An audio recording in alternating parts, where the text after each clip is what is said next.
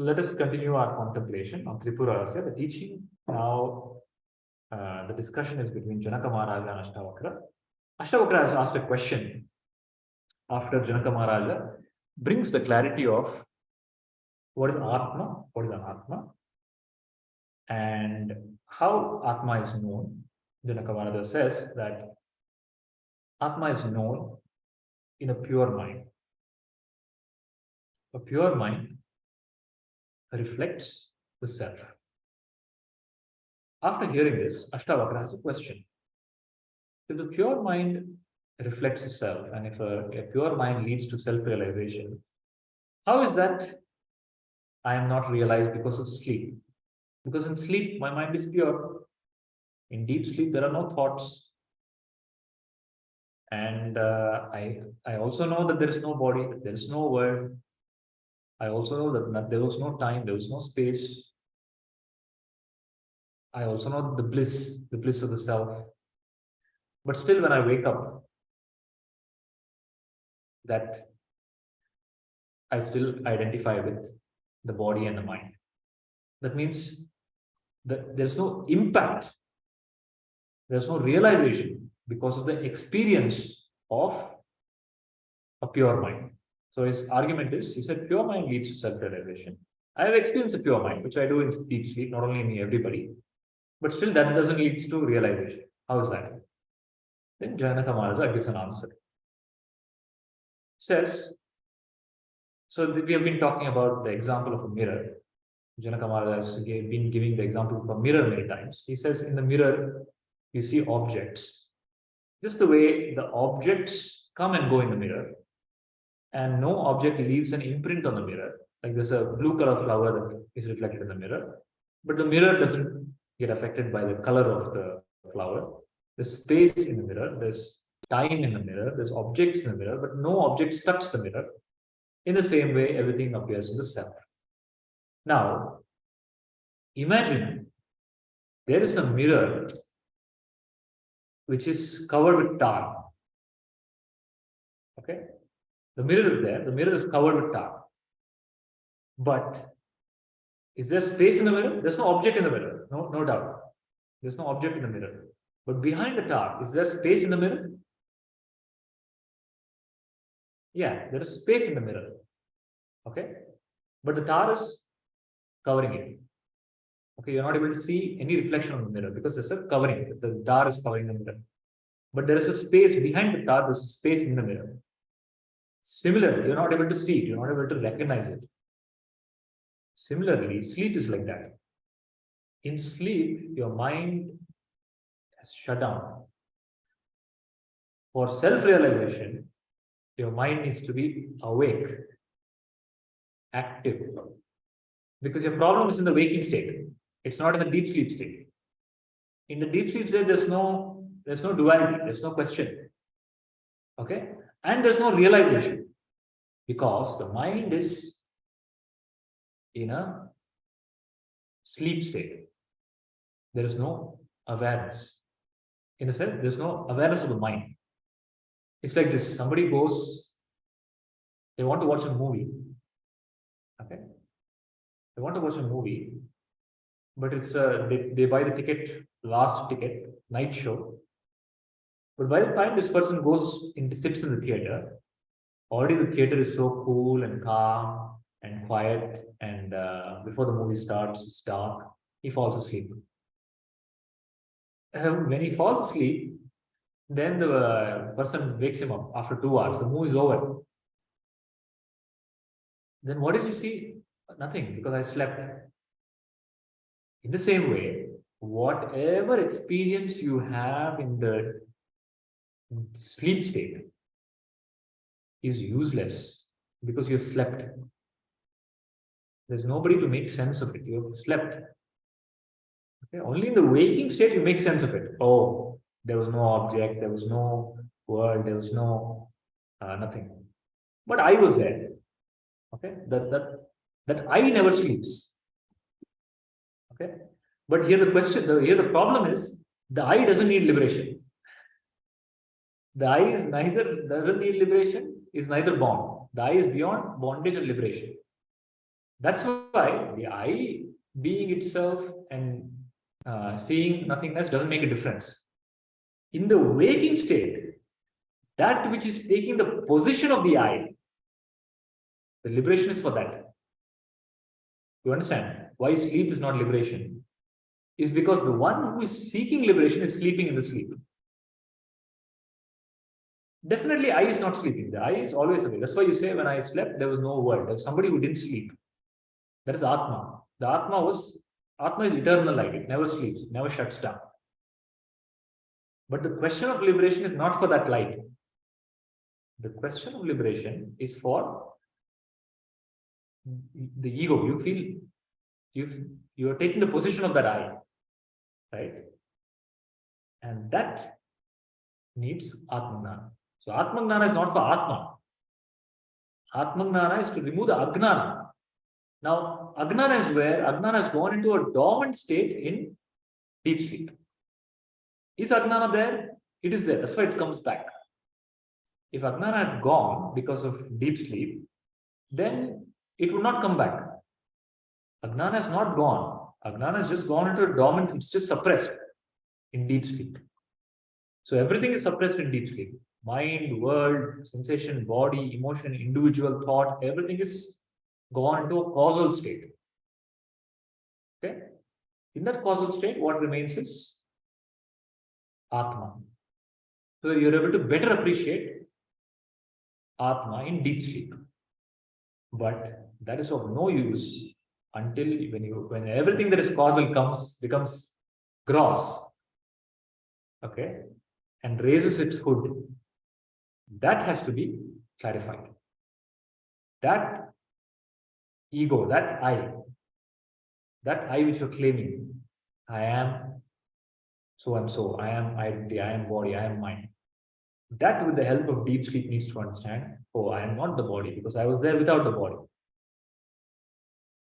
And this gnana can only happen in the awake, alert, conscious mind. In a gross mind, not in a causal mind. The causal gnana is useless. That is why, and also Janaka Maharaj says, causal samadhis, all these so-called samadhis where you become thoughtless, are useless. Because the moment you come out of samadhi, mind springs back. Okay? In the samadhi, 20 minutes, 1 hour, 2 days, 1 month, 1 year, 10 years, you went into a thoughtless state, unconscious thoughtless state. It's called Jara Samadhi. Jara Samadhi is useless because there's no Atmagnana, there's no Gnana, clarity of who am I. Then, when you come out of Jara Samadhi, all the impressions come back.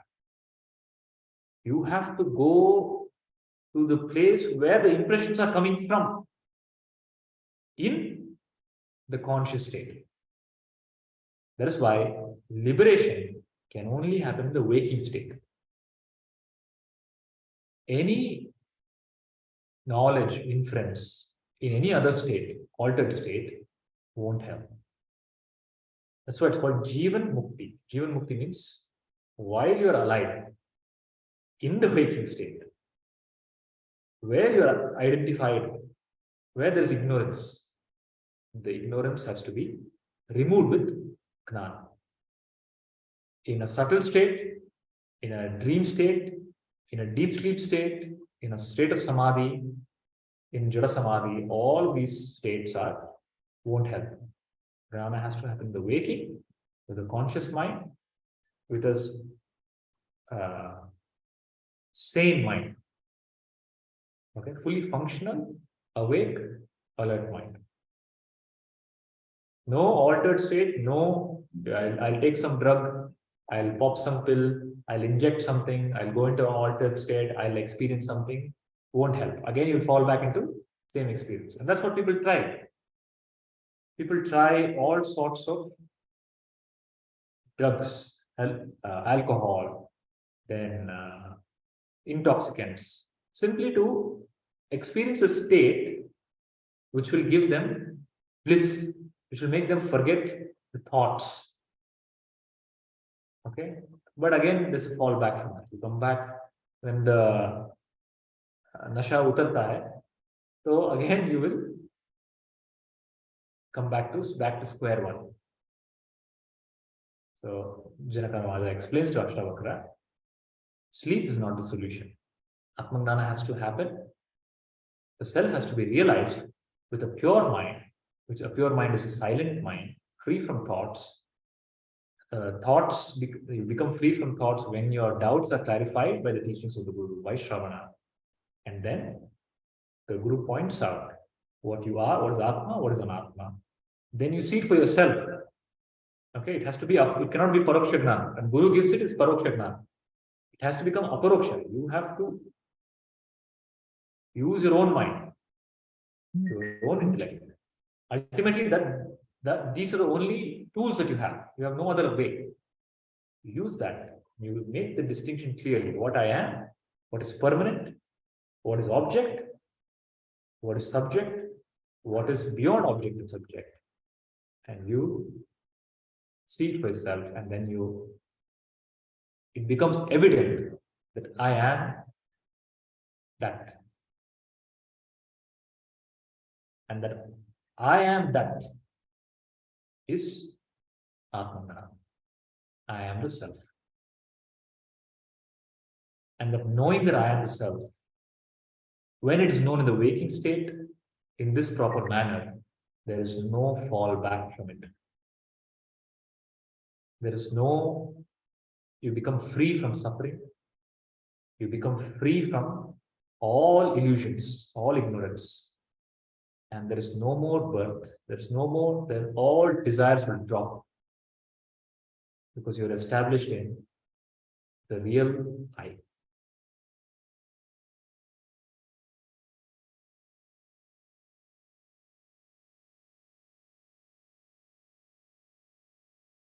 Any doubts?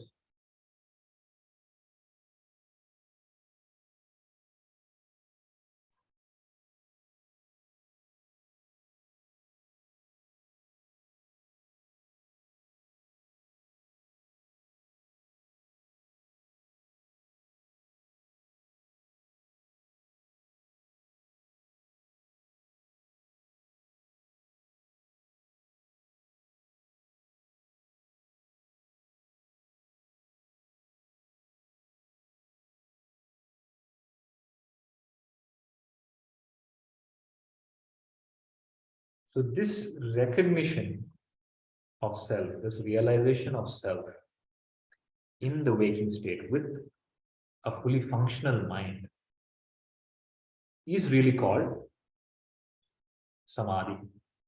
It's called sahaja samadhi. And the sahaja samadhi is not a state. It is pure consciousness in which all states appear and disappear. This is real samadhi. Every other samadhi is temporary. So samadhis of many types. And they're all these types of samadhi are only states. Like how you are waking, dreaming, deep sleep. Samadhi is another state. So Vikalpa Samadhi, Nirvikalpa Samadhi, or any other types of samadhi, Jara Samadhi. The only real samadhi is Chetana Samadhi, which is Sahaja Samadhi. And Sahaja Samadhi is Atma, self-realization, Atmanana.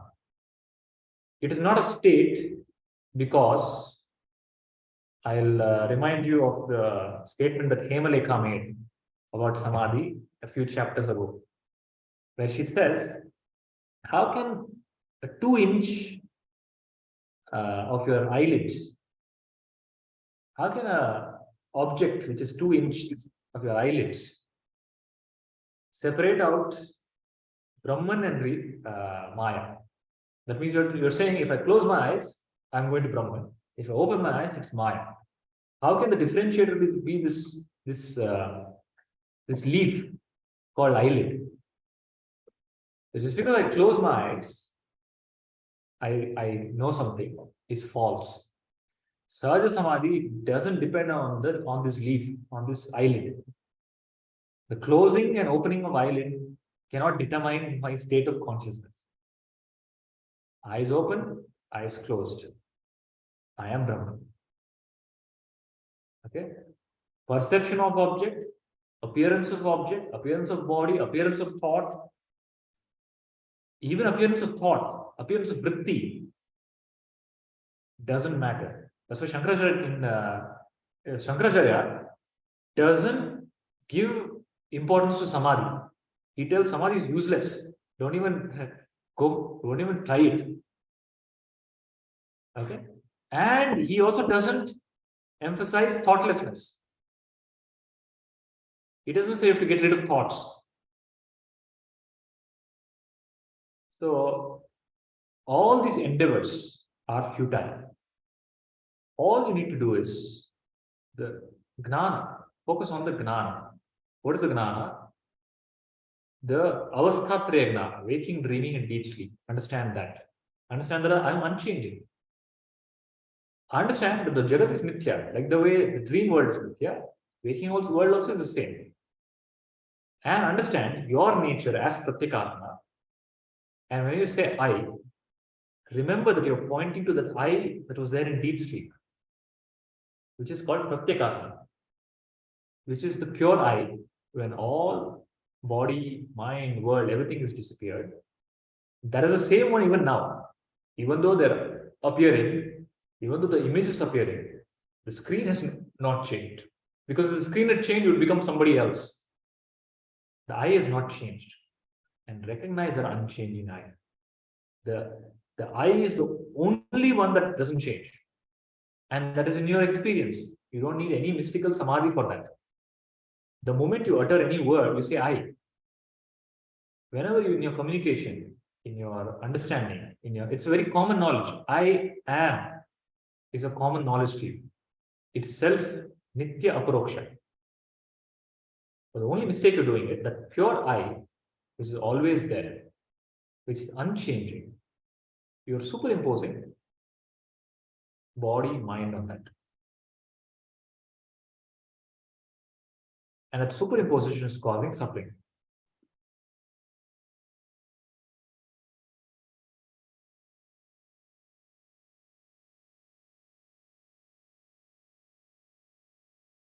Okay, so this was this chapter. In the next chapter, it continues. It's not over yet. So we'll take up what Janaka Maharaja says in the next chapter, next session. Just to summarize, we broke down this chapter into multiple sections. Started from understanding of the scriptural approach, the approach of Vedanta. Then understanding of subject-object distinction. Then understanding of how perception happens, what is object. Then finally, understanding that I am the real I. Throughout the emphasis is your real I. Nothing else. You have never become anything else. It is only a belief that you have become something else. That wrong belief is corrected. Any doubts? Visharji, is it clear? Prasadji, any doubts? No, Guruji. Okay, so we'll take up the next chapter in the next session. Hari Om, Guruji. Thank you. Loka samasta sukino bhavantu. Loka samasta sukino bhavantu. Loka samasta sukino bhavantu. Harihi Om. Shri Gurubhyo Namaha. Harihi Om. Hari Om. Hari Om, Guruji. Hari Om. Hari Om Guruji. Hari Om.